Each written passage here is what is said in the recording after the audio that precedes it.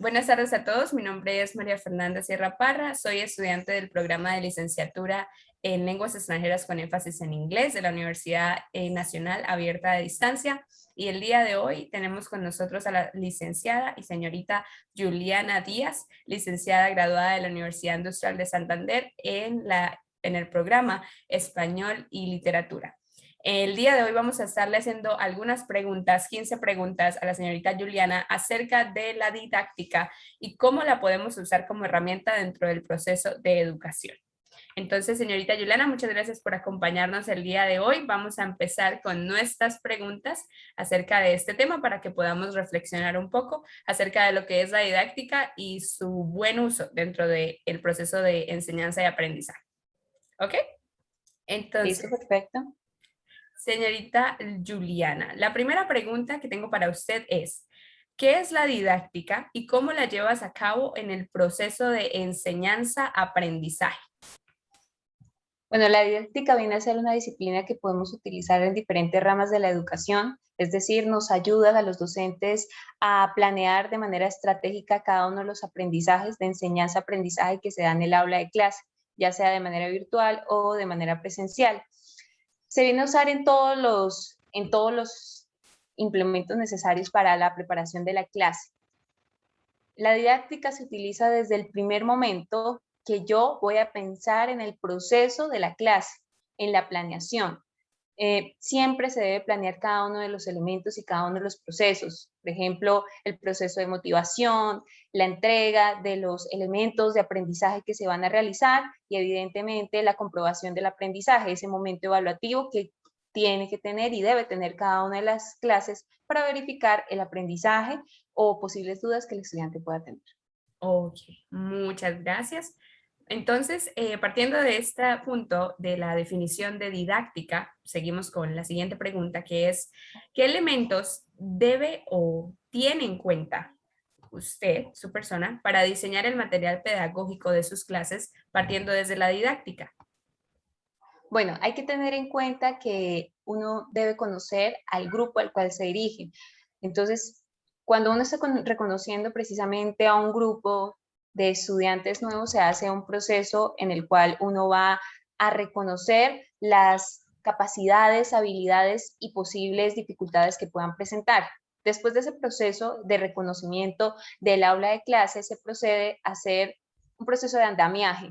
Ese pues es el que me baso en mis clases y en mis procesos didácticos en el cual pues se parte de los presaberes del estudiante. Independientemente sabemos que todo niño tiene aprendizajes previos de cualquier situación. Lo que se hace como tal a través del proceso de andamiaje es hacer un proceso de asociación a través de esos presaberes para llegar precisamente al punto como tal de reconocimiento de ese nuevo aprendizaje. Todo con el ánimo de que si parte, un ejemplo, de la categoría gramatical de los sustantivos, todos reconocemos, los niños pequeños y los adolescentes y adultos reconocemos los nombres. Partiendo precisamente de esa idea se puede ir vinculando a elementos un poquito más concisos como las clases, los usos, la identificación en la estructura oral y también en la escrita.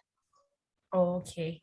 Y teniendo en cuenta que cada niño es diferente y que debemos tener en cuenta el grupo al que nos estamos dirigiendo, ¿qué o cuáles son las estrategias pedagógicas que utiliza para la enseñanza de su área, en este caso el español?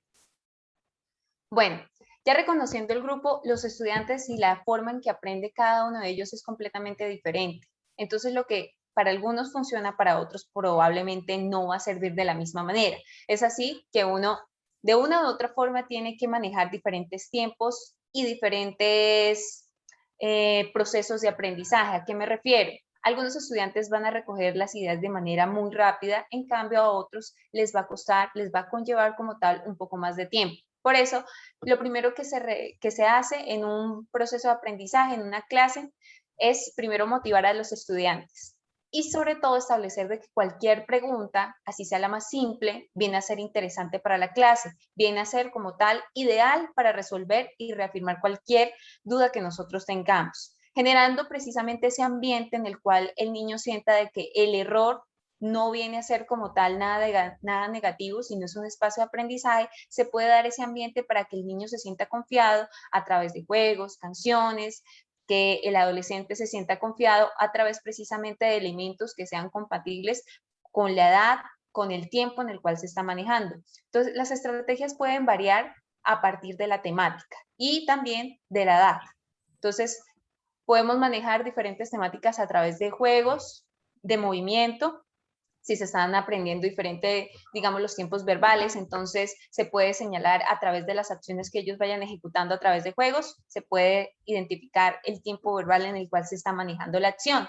Ya en los estudiantes un poquito que son más grandes, se puede identificar a través de elementos ya algo más visuales, a través de documentales, a través de creaciones que ellos pueden realizar y evidenciar precisamente esos tiempos verbales que se pueden encontrar. Claro está que pues cada uno va a tener pues la intensidad y la parte de complejidad teniendo en cuenta el nivel y la edad que ellos tengan.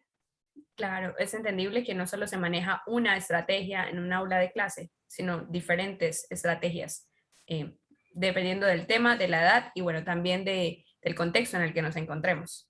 Bueno, para continuar, la cuarta pregunta es, teniendo en cuenta que un proceso consciente es aquel que es desarrollado con intenciones explícitas y determinadas, ¿considera que la educación también compone un proceso consciente? Es decir, ¿considera que la educación se da con intenciones explícitas y determinadas?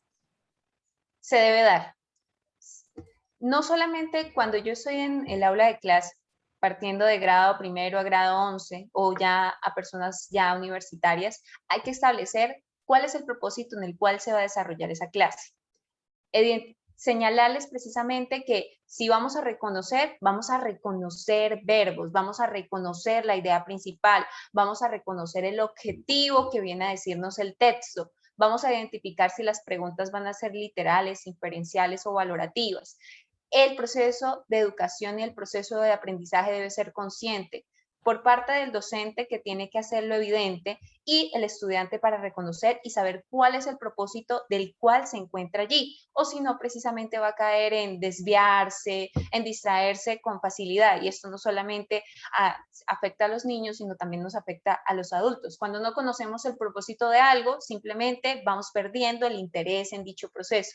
Es así que el proceso de aprendizaje en cualquier momento de la clase, en una clase, debe ser claro. Bueno, vamos a identificar algo que es fundamental en los procesos de aprendizaje, desde que están pequeños hasta que están grandes, es poner desde el principio el proceso que se va a realizar. Es ahí donde aparece la pregunta de los niños y sé que en algunos casos resulta ser algo como incómoda de, profe, ¿qué vamos a hacer hoy?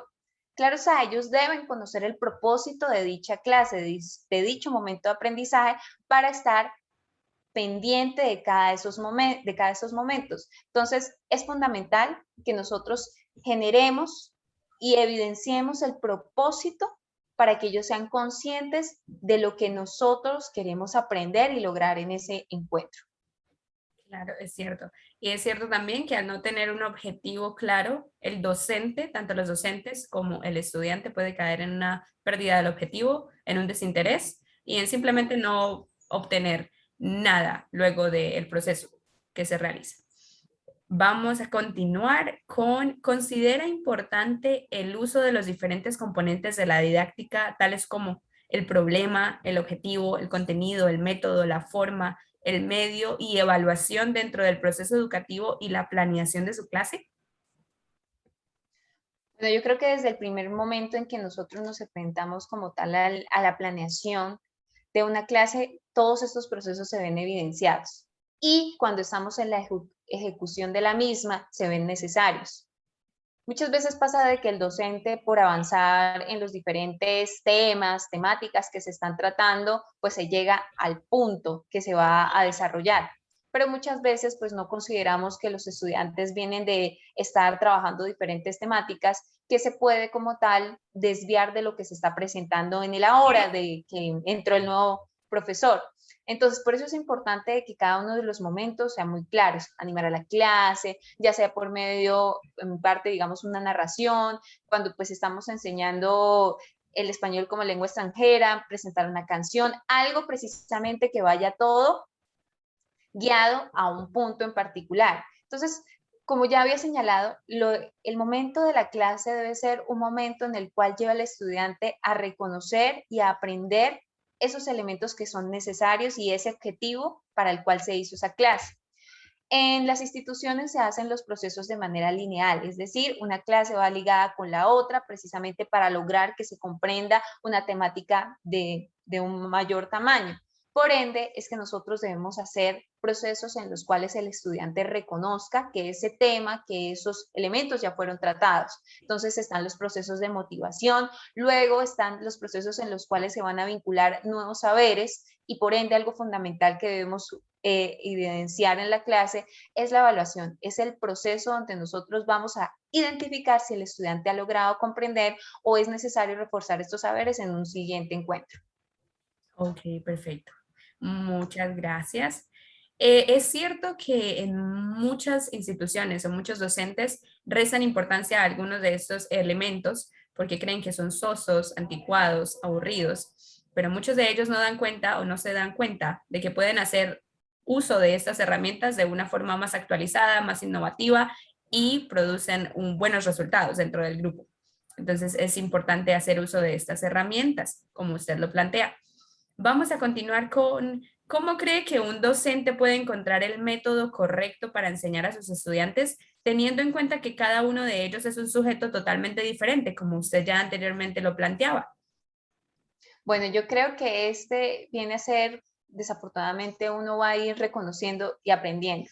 Sí, una de las cosas que debemos tener así muy presente es que el docente está en constante aprendizaje. Estoy aprendiendo no solamente de los diferentes textos, de los diferentes programas demás que pueda como tal acceder, posgrados, especializaciones, sino que también estoy aprendiendo de mis estudiantes. Una de las formas que yo puedo reconocer es que me acerque a ellos. Es importante nosotros que quitemos esa estructura tradicional en que el maestro lo sabe todo, lo conoce todo y los estudiantes simplemente recepcionan el aprendizaje. Estamos en un tiempo en el cual nosotros, la figura del docente ha cambiado y es necesario que sea la guía.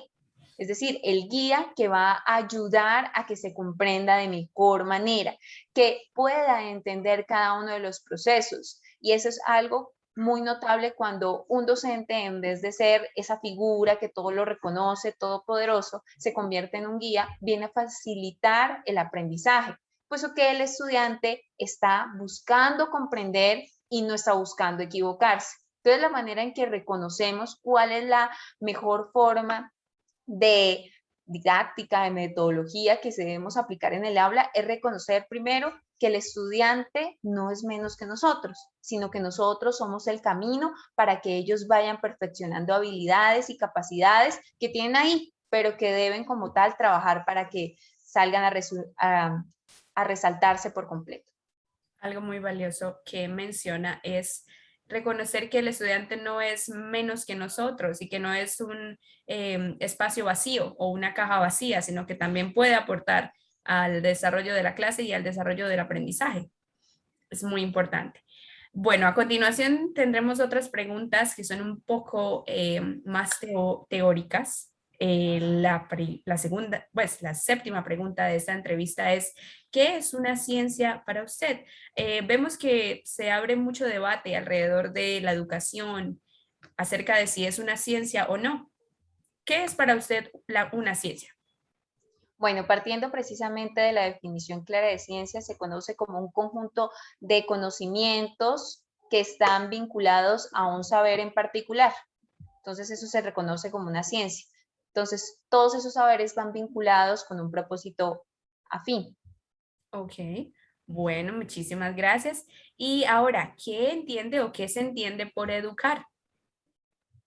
Bueno, educar consiste como tal en un proceso que no solamente se dan elementos de lenguaje, de matemáticas, sino viene a ser un proceso cultural, de valores, de formas de actuar, de cortesías. El proceso como tal de educar no solamente se viene a centrar en el marco de entregar un montón de saberes para que sepa escribir, para que sepa leer, sino viene como ser viene a ser como tal la construcción del ser humano. Educar viene a ser la construcción de un ser en pro de la sociedad, en pro de aquellos que le rodean.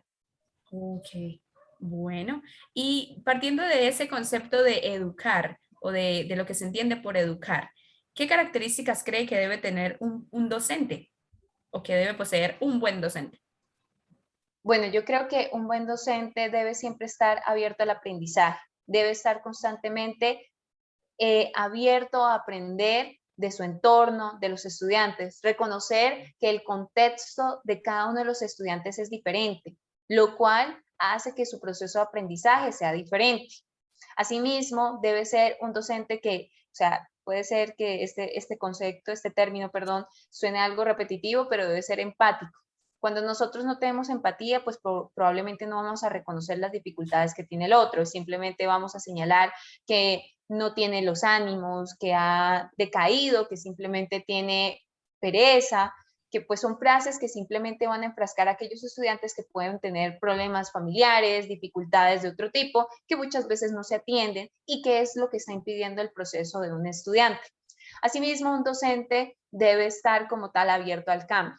Es decir, algunas prácticas y algunas metodologías no son muy adecuadas para un grado en particular. Es así que nosotros debemos estar abiertos al cambio y a la innovación. Yo creo que una de las formas más reales que nos hizo señalar de que la educación necesitaba un cambio y los docentes necesitábamos una transformación fue esta situación de la pandemia. El proceso de la educación creó la necesidad de que nosotros generáramos estrategias más vivaces y que pudiéramos como tal ponernos más en función del estudiante. Entonces, como tal, un docente debe ser empático, debe ser abierto y debe hacer ver que la equivocación, que el error solamente viene a ser un espacio para que nosotros corrijamos y reafirmemos nuestros saberes. Perfecto, muchas gracias. Bueno, algo que quiero agregar de lo que usted nos comparte, pues señorita Juliana, es la importancia de la empatía, algo que se ha perdido a través del tiempo y que es cierto que muchos estudiantes se sienten enfrascados o un poco atrasados en sus procesos de aprendizaje porque no encuentran un ejemplo de ayuda o de amigo en sus profesores, en sus maestros, en sus docentes y ven que si se equivocan, ese error los va a marcar para siempre o los va a enfrascar en ese error o en ese momento de su vida y que no van a poder superarlo. Entonces, un docente definitivamente necesita mucha empatía con cada uno de sus estudiantes. Para continuar, tenemos la pregunta, ¿cuál es el objetivo principal de la didáctica para usted? Bueno, yo creería que el objetivo de la didáctica es precisamente poder llegar a cabo aquellos propósitos y objetivos que se disponen en el marco de la educación. Es decir, poder llegar que el estudiante comprenda, asimile y pueda utilizar todos estos saberes en pro de su vida diaria. Porque decimos, bueno, pero ¿cómo va a utilizar el hecho de que pueda identificar un sustantivo, un verbo?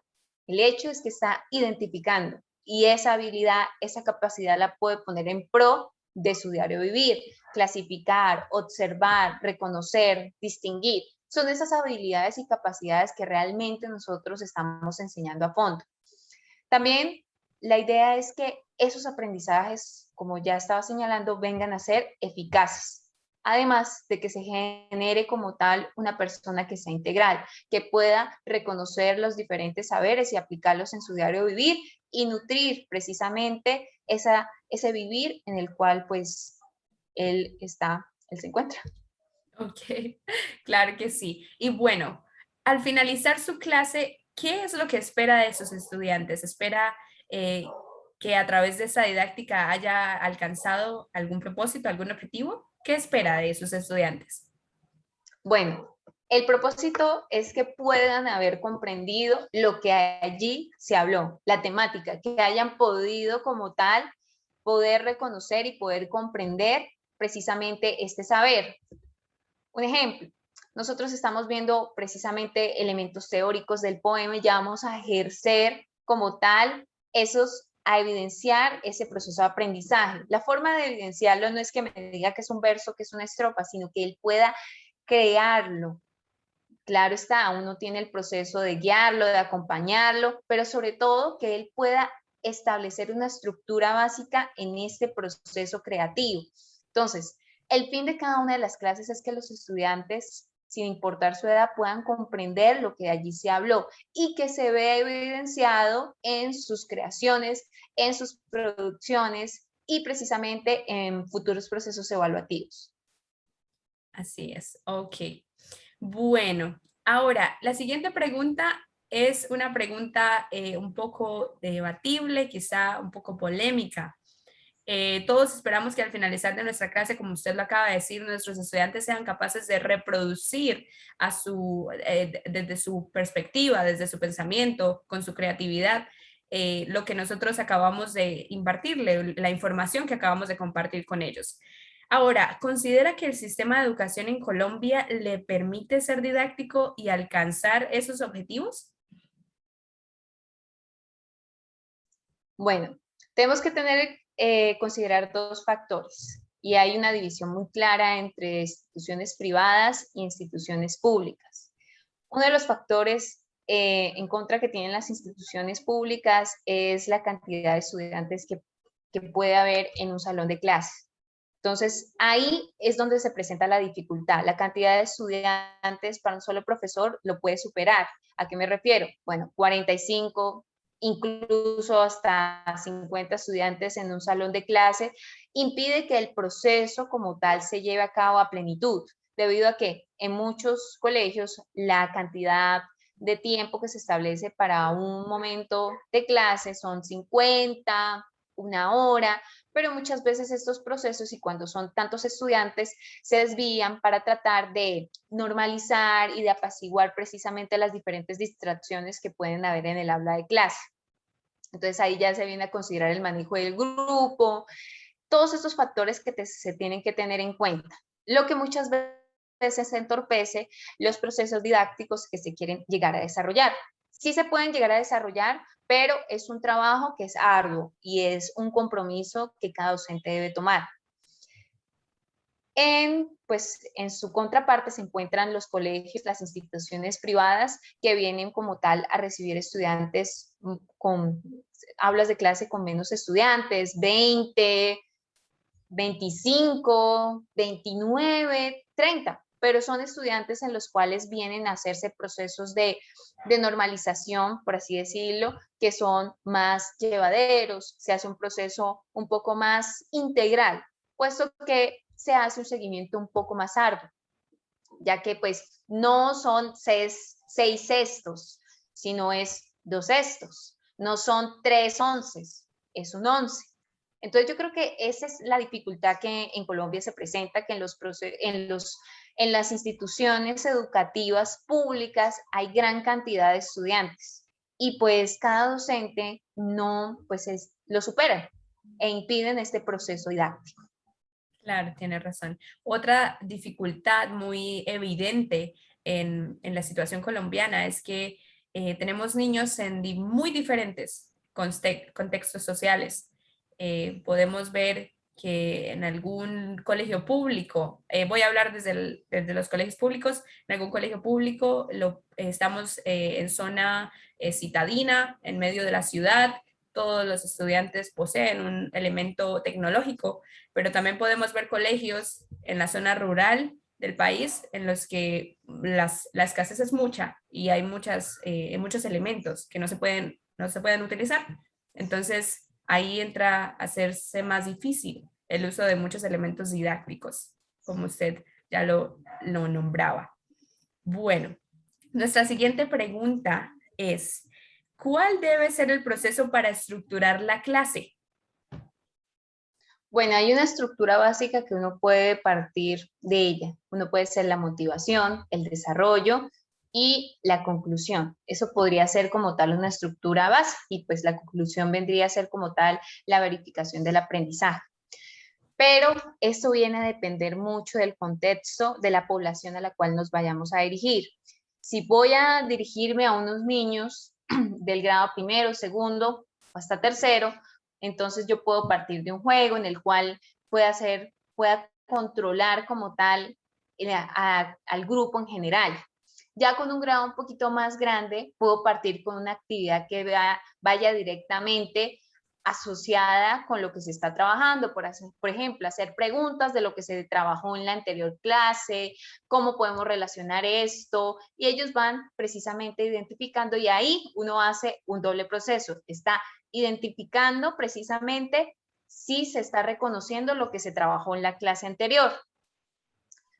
Y esos procesos dependen precisamente de la población. Ya en bachillerato lo podemos hacer a través de videos para que ellos reconozcan. Podemos hacer esa primera actividad, la podemos hacer una motivación de diferente índole, ya sea de juegos o ya sea como tal una identificación de los componentes trabajados en clase. Ya luego se viene a establecer, a insertar nuevos elementos para profundizar en dicha temática que se está desarrollando, y por último se hace la verificación de aprendizaje. Yo quiero aclarar que la verificación de aprendizaje no siempre va a ser un proceso netamente evaluativo como nosotros lo establecemos. Algo que yo trato de hacer en el aula de clase es ver que la evaluación no es un proceso para que el estudiante le vaya mal, sino al contrario, es un proceso en el cual vamos a ver cuáles elementos debemos perfeccionar para que más adelante podamos tener como tal claridad completa de lo que se está trabajando en clase. Entonces, estos procesos de verificación se pueden hacer por un juego, a través de ciertas preguntas de lo que se habló, a través de una creación literaria, a través de adivinanzas, múltiples formas en las cuales se pueden hacer los procesos de evaluativos, en los cuales pues los estudiantes no sientan de que si se equivocan pues van a perder, sino que ellos puedan identificar que el proceso evaluativo puede ser muy diverso y sobre todo es para fortalecer los saberes. Claro, hay múltiples formas de estructurar nuestra clase. Y bueno, ¿de qué forma puede el docente mantener el entusiasmo al dar sus clases sin caer en la rutina o en el aburrimiento? Es algo que es difícil. Encontramos muchos profesores que se encuentran aburridos o desinteresados de dar sus clases. Yo creo que esa es la base fundamental. Primero, para que no caigamos en esa rutina, en ese aburrimiento, nosotros no debemos tener esa postura ante nuestra clase. Nosotros no debemos tener como todos esos elementos negativos en los cuales decimos, pero ustedes siempre lo hacen mal, ustedes no pueden, esfuércense. O sea, ese tipo de frases negativas vienen a ser completamente abrumadoras para la clase, lo cual viene a indisponer completamente al estudiante. Y debemos ser nosotros un poco conscientes. Yo creo que todos nosotros hemos sido estudiantes en colegio, en una universidad, y cuando un docente nos entregaba dichos comentarios, de una vez nos cerrábamos. Era algo instantáneo. Por ende, nosotros debemos dar de lo que debemos recibir. Sí, suena una frase cliché, pero es verdad. Cuando los estudiantes ven en nosotros que estamos interesados en que aprendan, van a desear aprender. Claro, hay casos en los cuales que son más complicados, pero nosotros debemos tomarnos el tiempo para tener un poco de acercamiento con el estudiante y reconocer ese contexto, esa situación que está viviendo. Yo creo que algo fundamental para que no se caiga como tal en el aburrimiento es mostrar interés. Es un docente que se encuentre interesado en que no está ahí por entregar un saber, sino porque está construyendo una persona, en ese ser, está construyendo algo para un futuro. Entonces, es precisamente entrar en ese marco de que se está sembrando algo para recogerlo, no para uno mismo, no para el ego del docente, sino para una sociedad que mejore cada día. Así es, empezar desde nosotros mismos, cambiando nuestra propia pensamiento, nuestro propio pensamiento. Bueno, y para finalizar nuestra entrevista tenemos la última pregunta que dice así: ¿cómo cambiar el modelo educativo para el verdadero aprendizaje de cada estudiante en materias importantes para la vida como finanzas, deporte, arte, música, alimentación, entre otras? Estas materias vemos que no en todos los colegios se trata y no se ubican en una posición de importancia dentro del modelo educativo actualmente. Bueno, yo creo que debemos arrancar de que la educación debe servir para la vida. Por eso muchos estudiantes, bueno, pero ¿de qué me va a servir identificar esto? ¿De qué me va a servir que yo sepa despejar ecuaciones? La los elementos de la educación deben servir como tal para la vida. Entonces, ¿qué es lo que pasa? Desafortunadamente, en algunos casos, muchos docentes e instituciones siguen enmarcados en la educación tradicional, en donde se le da más valor a ciertas áreas del saber y se desprecian otras, sin tener en cuenta de que pues las inteligencias son muy variadas, no solamente, no porque una persona no sea hábil de manera cuantitativa en las matemáticas o que no sea muy idóneo para las letras, significa que no tengan las suficientes habilidades y herramientas para enfrentar la vida, porque las capacidades en la vida real no solamente se basan en eso, viene a ser precisamente en otros ámbitos que son importantes y que desgraciadamente se han completamente aislado de la realidad del estudiante. Entonces, es importante que se reconozcan estos elementos ahora, precisamente en el proceso de modificación que se debe estar realizando, no solamente en las instituciones, sino de forma individual cada uno de los docentes. Y la manera precisamente es que nosotros quitemos precisamente esos paradigmas que se han establecido, como no, eso no es importante, las artes no son importantes, o se concentre solamente en hacer esto bien, no importa que las otras asignaturas no las tenga tan elevadas en su calificación, sino nosotros mismos desde el aula de clase tenemos un gran poder y una gran responsabilidad, porque muchas veces precisamente decían algunos estudiantes, bueno, yo fui un tiempo a terapia, entonces, pero a terapia, ¿por qué? Entonces, es ahí donde aparece eso. Es importante que nosotros no solamente aprendamos a resolver diferentes elementos matemáticos, a leer, a identificar tipos de preguntas, sino que nosotros también tengamos una madurez en nuestra emocionalidad. Entonces, teniendo en cuenta y desde el aula de clase podemos identificar mencionar e identificar que todos esos procesos son fundamentales. Entonces, cuando hacemos nosotros que cada una de las actividades sean para reforzar habilidades y capacidades como la identificación, la observación, la clasificación, la diferenciación, creamos estudiantes en los cuales que cuando lleguen, cuando se entreguen completamente a la sociedad y la realidad, puedan identificar qué elementos son a favor, puedan distinguir que, digamos, en una dieta, qué alimentos son mejores para ellos. Además de estos procesos, acompañarlos con diferentes actividades escolares en las cuales se evidencien la necesidad de tener un buen manejo económico a través de las matemáticas, a través de diferentes textos literarios, y eso viene a fortalecer precisamente esa persona para su futuro, identificando que cada uno de los saberes viene a construir una mejor persona. Claro. Bueno, señorita Juliana Díaz, muchísimas gracias por cada uno de sus pensamientos y de sus reflexiones acerca de cada una de estas 15 preguntas. Bueno, así damos por concluida nuestra reflexión acerca de la didáctica dentro de la educación, un poco en vista general y además de eso en vista específica a nivel colombiano también, porque hubieron algunas preguntas en las que revisamos el aspecto colombiano actual. Entonces, agradecemos de verdad a la señorita Juliana por su presencia, por estar con nosotros el día de hoy. Muchas gracias por cada una de sus respuestas y por compartir con nosotros una reflexión acerca de la didáctica y la importancia de la didáctica. De verdad le agradecemos mucho y bueno, no sé si quiera decir algo de despedida. Muchísimas gracias por tenerme en cuenta y por esta hermosa oportunidad. Ok, muchísimas gracias. Muchísimas gracias a todos por vernos y escucharnos el día de hoy.